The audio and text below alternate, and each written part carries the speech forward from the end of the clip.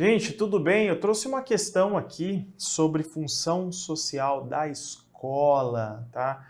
Uma questão que eu coloquei no Instagram, coloquei no Facebook, muitas pessoas participaram, deram lá sua resposta, mas eu não quero aqui só comentar a questão, tá? Eu quero falar também sobre o tema, aproveitar que a gente está aqui estudando e vamos falar sobre o tema função social da escola. Dá um like aí nesse vídeo, uma ajuda pra gente, e compartilhe esse conteúdo com os seus amigos, amigas que estão estudando para concursos de magistério, beleza? Vamos então? Aqui eu tenho a questão, uma questão da Consulplan, mas não vou resolver agora, tá? Vamos falar um pouquinho sobre função social da escola. Vejam o seguinte, então, século XVIII, século das revoluções burguesas, 1776, processo de independência nos Estados Unidos, 1789, Revolução Francesa, liberdade, igualdade, fraternidade e a ideia de educação para todos. Nasce aqui a escola burguesa com esse anseio, educação não apenas para a elite, mas para todos. Então vamos colocar aqui educação para todos, para a massa. Um país para se desenvolver, uma sociedade para se desenvolver, para se modernizar, precisa que todos sejam educados, todos passem pelo processo de educação. Os países desenvolvidos pensam assim há bastante tempo. Isso foi muito forte no final do século XVIII e principalmente no século XIX. Tá? Então, essa consciência de que democratizar a educação de qualidade contribui muito para a modernização de um país, de uma nação, inclusive. No entanto, essa escola burguesa, né, vai cumprir o seu papel quando ela transmite para a massa os valores burgueses. Então, na verdade, ela está formando o sujeito para a sociedade burguesa, para a sociedade de classes, para a sociedade que está ali sendo totalmente estruturada e construída com base nesses valores burgueses, com base nos valores capitalistas, com base nos valores liberais. Tudo bem? Bom, e no Brasil, como que funcionou? No Brasil, nós vivemos aí o resquício colonialista por muito tempo e, na verdade, até hoje, não é? Porque nós sabemos que educação de qualidade realmente existe para poucos. Para a grande massa, nós não atingimos ainda o nível de qualidade que precisamos atingir, que é necessário para, né, o progresso do nosso país. Então, temos muito para nadar ainda. Então, no Brasil, a nossa base sempre foi o quê? Uma educação elitista, dualista. Tá? Como assim, Vinícius, dualista? Educação integral, uma educação acadêmica rica em conteúdos, inclusive para a elite, e uma educação muito básica, simplista e profissionalizante para a grande massa. Não é? A gente percebe isso, inclusive, em muitas reformas educacionais que aconteceram no século XIX, no século XX. E também uma educação aí, que eu vou colocar aqui entre aspas, né? Não a educação, mas um descompromisso com a massa, com a educação para a massa. Descompromisso, principalmente do Estado, com a educação para a massa. Aliás, nos países desenvolvidos, o Estado assumiu essa responsabilidade de ofertar educação de qualidade muito cedo. E no Brasil demorou para o Estado assumir essa responsabilidade. O Estado falar, olha, educação básica é comigo, deixa que eu sou responsável, educação de qualidade gratuita para todos. Isso demorou para acontecer no Brasil, tá? Então a nossa base, historicamente falando, é de uma educação elitista, dualista e de um descompromisso do Estado, inclusive com a educação para a massa. Mas esse cenário ele vai começar a sofrer mudanças a partir de 1932, a partir do movimento dos pioneiros da educação. Aqui, nesse movimento dos pioneiros da educação, existe aquele anseio, né, de modernizar a sociedade e tudo mais, que já existia já há bastante tempo nos países desenvolvidos, pioneiros já nesse processo, isso vai começar a ventilar no Brasil. Então o Brasil vai passar por um processo de reestruturação econômica, tentativa de modernização, industrialização. É importante que todos tenham acesso à educação. Então o movimento dos pioneiros da educação, né, vem para lutar por isso, influenciados pelo escola-novismo. E aqui nós temos como ideais, na verdade, como ideal, né, a construção de uma escola que seja pública, basicamente isso, gratuita. Aqui é pública e para todos, então ela é pública e universal, né? Gratuita e laica. Óbvio, uma escola pública, universal, gratuita, laica, de qualidade. Então essa democratização da escola só faz sentido se nós oferecemos educação de qualidade para todos. E um ponto muito importante é que para ter uma escola de qualidade, uma educação de qualidade, havia necessidade, então, de promover uma integração entre a escola e a sociedade. Olha que interessante aqui na carta do Anísio Teixeira. A escola antiga, presumida da importância do seu papel e fechada, ó o que diz, no seu exclusivismo acanhado e estéril, sem o indispensável complemento e concurso de todas as outras instituições sociais, se sucederá que a escola moderna, aparelhada de todos os recursos para estender e fecundar a sua ação na solidariedade com o meio social. Então nós estamos falando de uma escola integrada agora à sociedade, que reconhece as necessidades da sociedade como um todo, em que então, e só então se tornará capaz de influir, transformando-se num centro poderoso de criação, atração e irradiação de todas as forças e atividades educativas, ok? Um trechinho então aí, produzido por Anísio Teixeira. E um ponto importante, o que se desejava em 1932 ainda persiste até hoje nós desejamos. Isso aqui, uma escola que se integra à comunidade e também aos contextos diários dos alunos.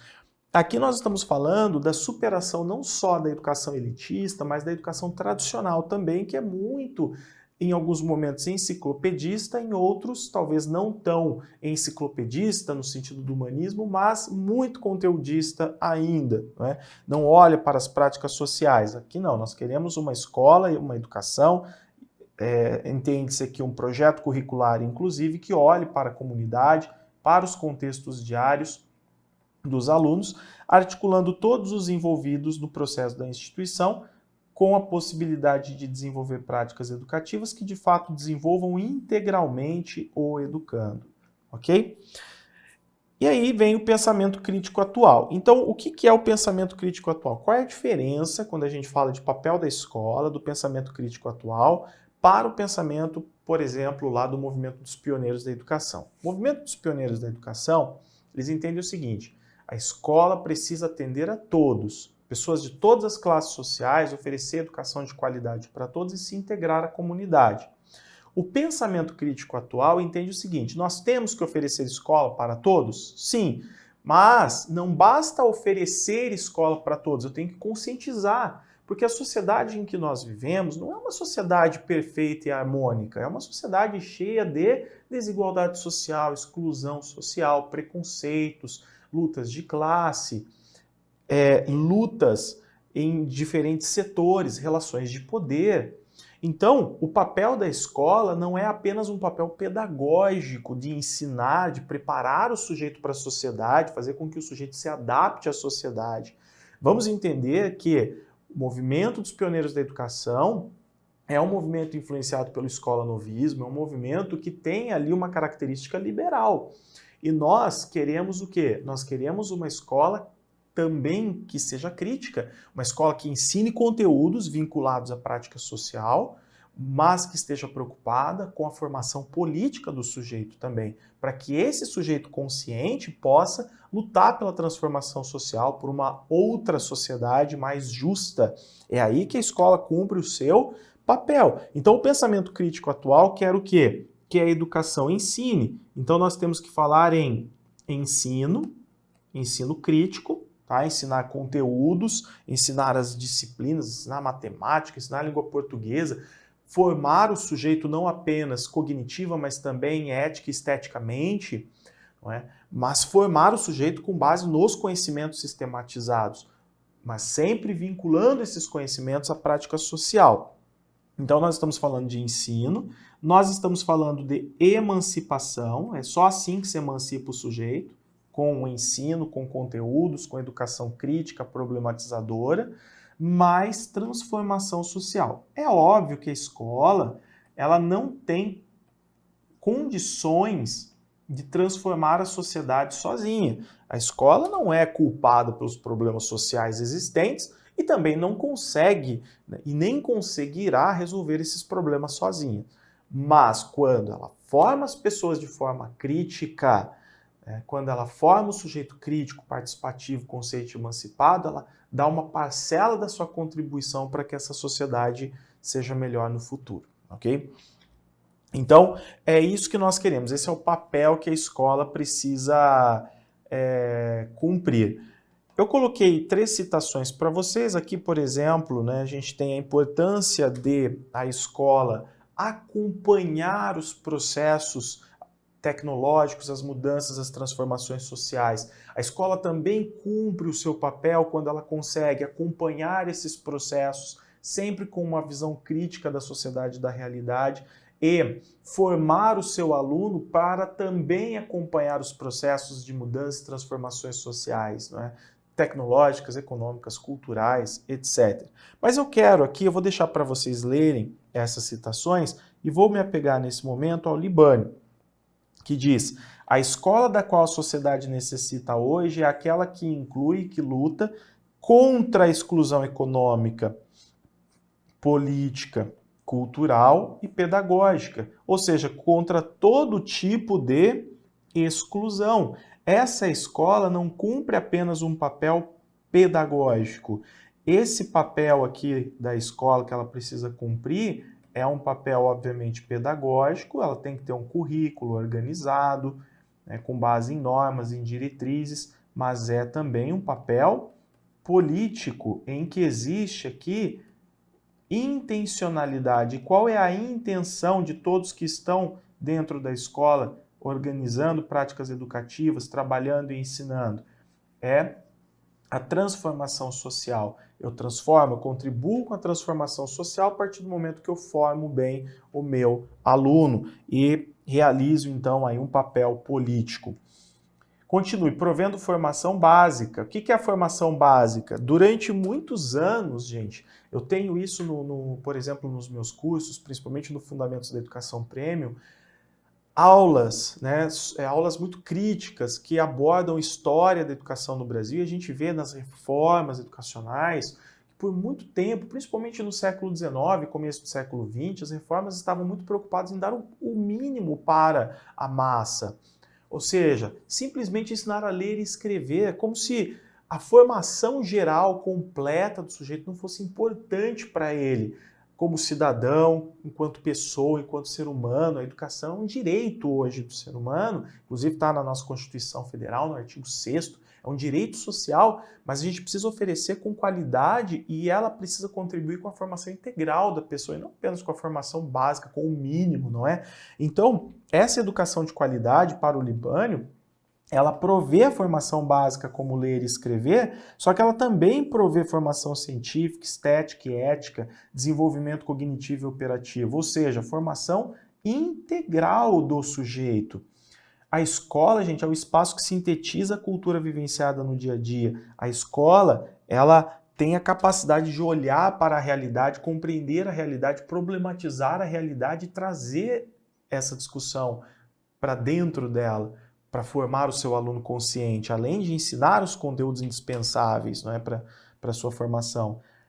Ainda a cultura formal e o conhecimento sistematizado. A escola deve considerar o aluno como sujeito do seu próprio conhecimento.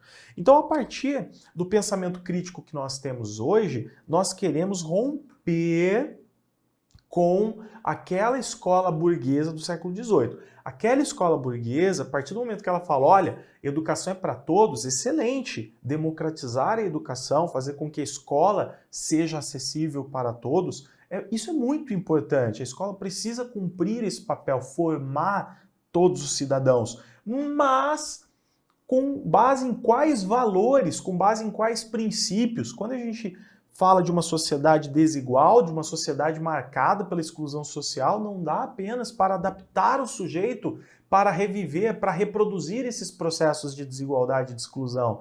Eu preciso de pessoas que possam lutar contra esses processos de desigualdade e exclusão. Então a gente tem que romper com essa escola burguesa, compreender que dentro das escolas existem processos contraditórios. Tá? Então, a visão crítica sobre a escola eu sei que dentro do currículo da escola existem conflitos e contradições. Eu sei que o currículo da escola quer formar a mão de obra, mas dentro da escola, professores, alunos críticos, coordenação, dentre outros, vão lutar para que esse processo seja diferente, para que a escola não seja meramente uma reprodutora, mas uma formadora de sujeitos críticos, tá? Uma instituição preocupada com transformação social. Então, a nossa visão consciente e crítica tem que ser sempre aquela que admite que dentro da escola, dentro do currículo,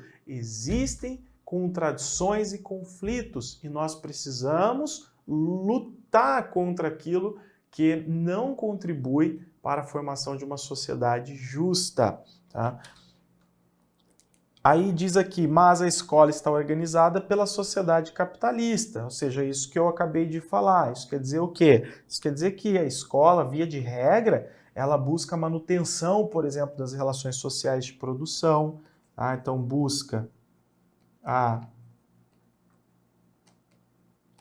manutenção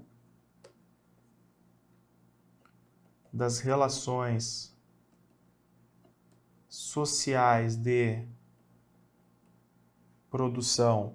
Tá? Essa escola ela reflete muito as divisões sociais existentes. A forma como ela avalia, muito classificatória, né? A questão da meritocracia, aplicada aos processos pedagógicos de ensino, sem antes se preocupar com como está, né, a questão das oportunidades entre os alunos. Então esse é um outro ponto. A escola também contribui para isso. Ela reflete as divisões sociais existentes, reflete as divisões sociais existentes, ok? E ela também busca, né, a manutenção do poder da classe dominante. Busca a manutenção do poder da classe dominante. Então, sim, a escola exerce esse papel reprodutivista, mas ela pode ser transformada a partir do momento que a gente tem consciência disso que a escola faz e a gente começa a lutar dentro dela, inclusive, para que ela exerça um papel diferente, para que ela valorize cultura popular, para que ela não avalie de forma classificatória, para que o processo de gestão ali seja construído democraticamente, para que a cultura organizacional seja uma cultura baseada em princípios democráticos.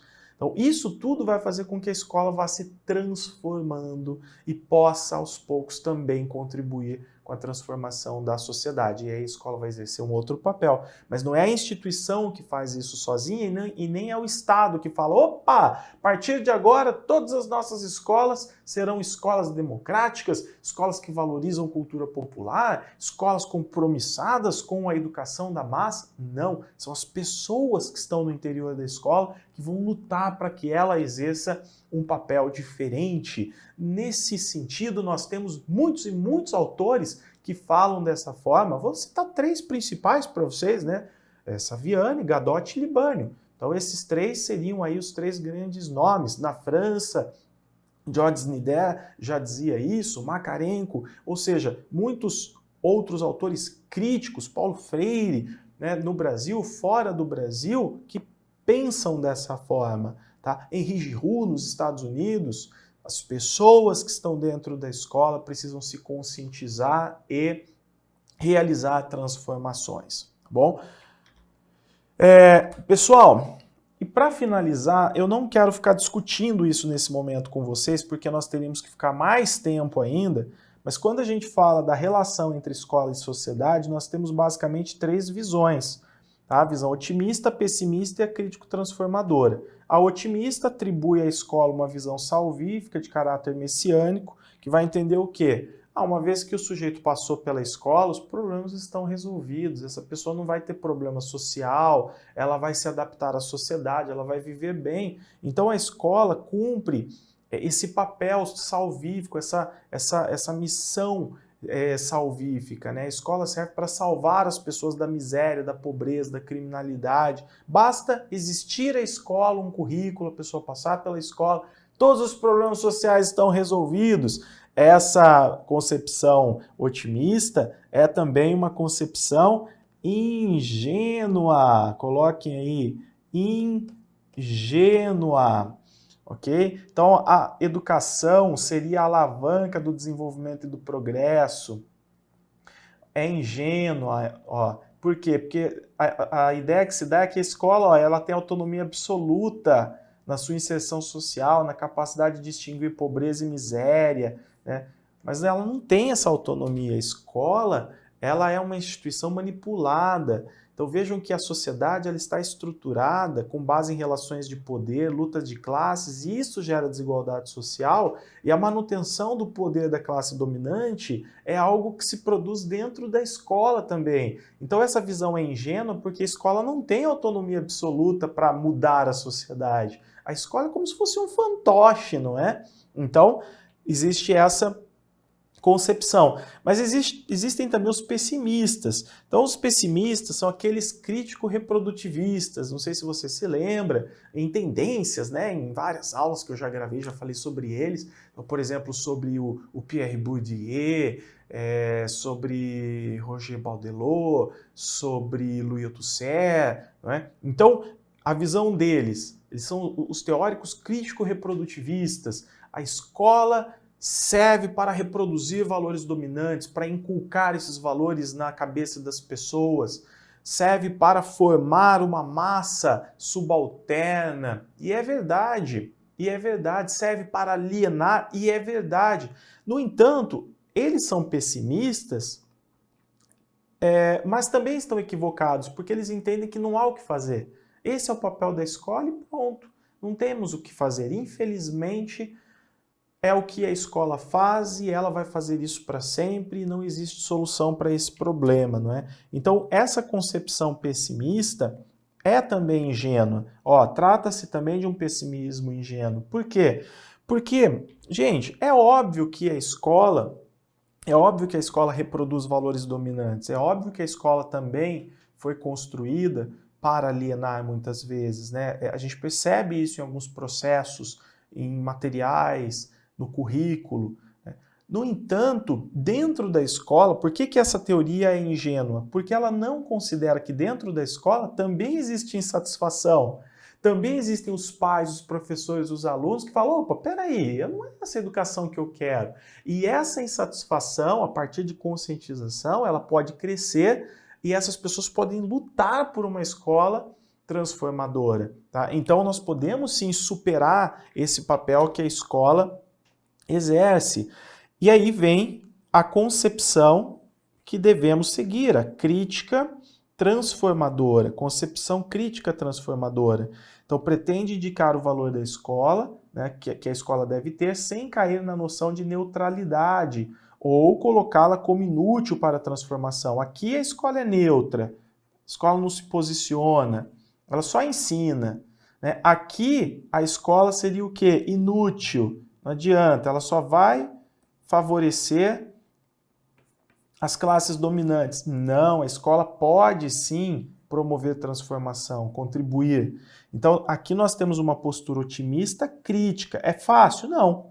É fácil estruturar uma escola para que ela cumpra o papel dela, a função social dela, da forma como deveria no sentido da transformação social? Óbvio que não. Democratizar, mudar a cultura, organização, estrutura, lutar por qualidade de ensino, formação de professores, lutar por melhores salários para os professores, oferecer estrutura adequada para os alunos, democratizar, colocar as minorias dentro da escola. Isso é um processo muito difícil, mas é possível, tá? Mudar os conceitos, as concepções, a ideologia.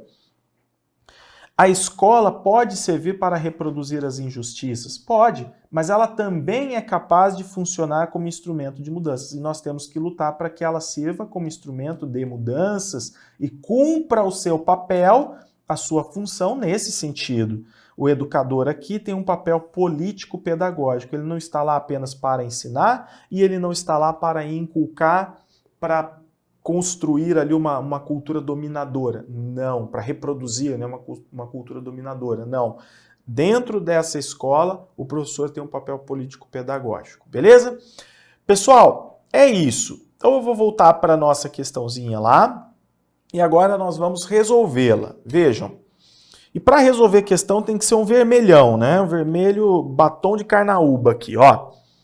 A educação não é um processo neutro, não.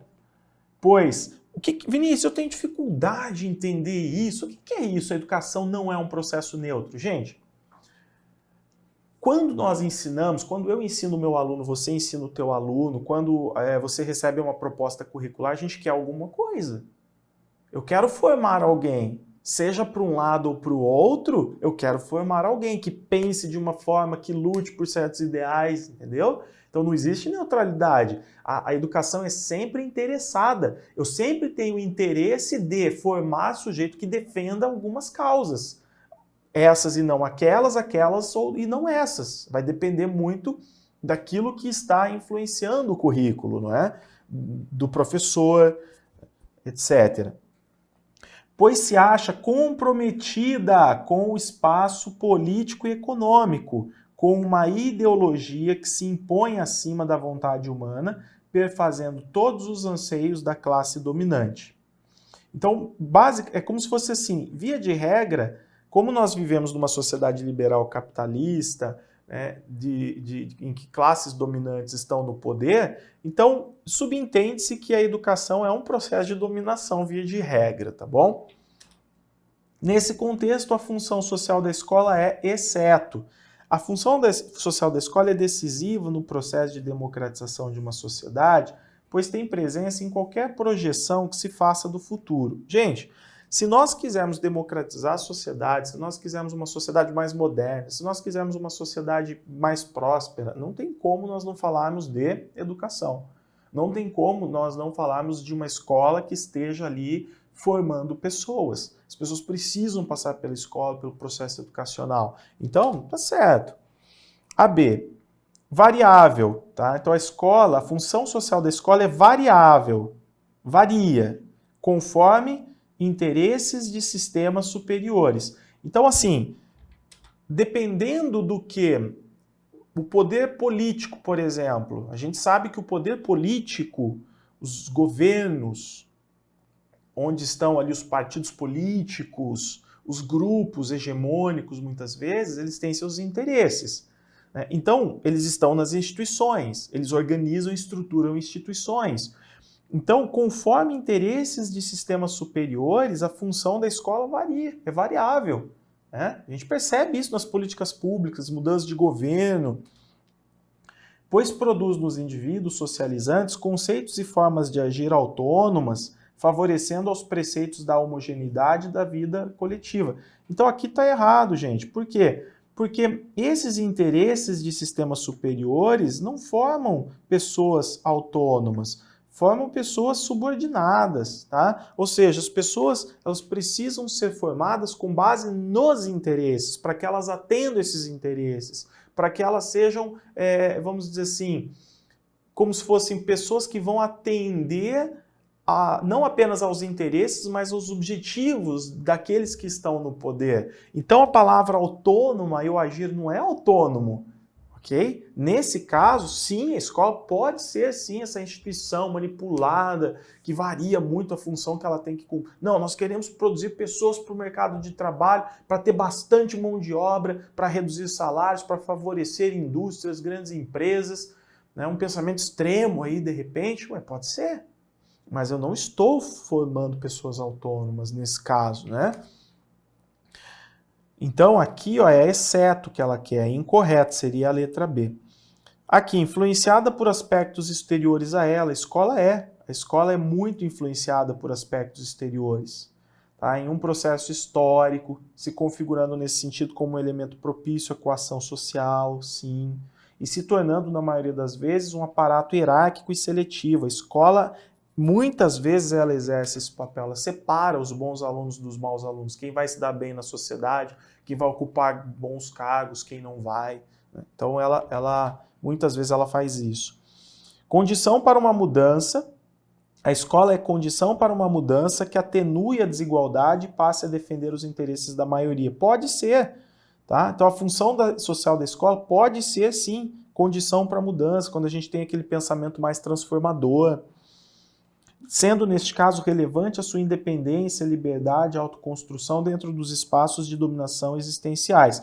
Lembrando, gente, que a escola, a partir de uma visão crítica, quando a gente tem uma visão crítica, ela nunca tem autonomia absoluta. Sempre a autonomia da escola é relativa, ela tem que lutar muito e ela tem que exercer a sua autonomia relativa, porque de alguma forma ela sempre tem que cumprir normas e diretrizes do sistema, tá? Mas dentro dela, muitas coisas nós podemos fazer a partir da sua equipe, da sua cultura, construção da própria cultura organizacional. Ela pode sim exercer a sua autonomia em muitos aspectos. No entanto, essa autonomia nunca é absoluta, é sempre relativa. Portanto, a resposta é a B, é a que está incorreta, ok? Pessoal, ficamos por aqui. O vídeo tem nome de Rapidex, mas nada de Rapidex, não é? O que importa é você ter conteúdos aí, ter material, ter as suas anotações, acertar a questão na prova, fica à disposição. Coloque aí o seu comentário e vamos para a próxima. Valeu!